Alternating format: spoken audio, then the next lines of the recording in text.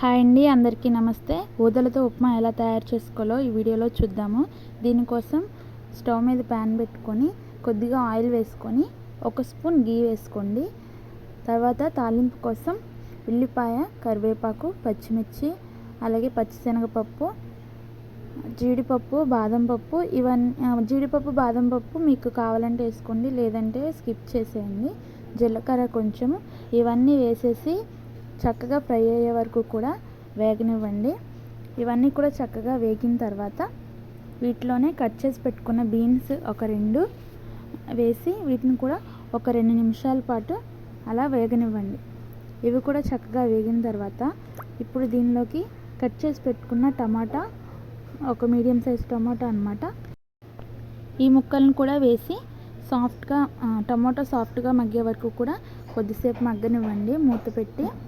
తర్వాత దీనిలోకి ఒక 1/2 స్పూన్ పసుపు మీకు కావాలంటే వేసుకోండి, లేదంటే స్కిప్ చేసేయండి కలర్ కోసము.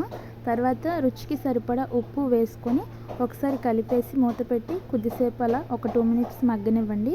తర్వాత కొలత కోసం ఏదైనా ఒక గ్లాస్ తీసుకోండి. నేనైతే ఈ గ్లాస్తోని ఒక గ్లాసున్నర ఊదలు తీసుకొని నానబెట్టుకున్నాను.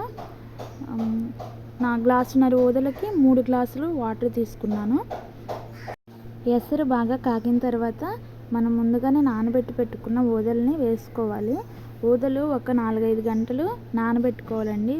2 సార్లు శుభ్రంగా కడిగేసి ఈ నానబెట్టుకున్న ఊదల్ని ఎసరు తెరులుతూ ఉన్నప్పుడు దాంట్లోకి వేసేసుకొని ఒకసారి కలిపి టేస్ట్ చెక్ చేసుకోవాలి. ఉప్పు సరిపోయిందా లేదనేది ఒకసారి చూసుకోండి.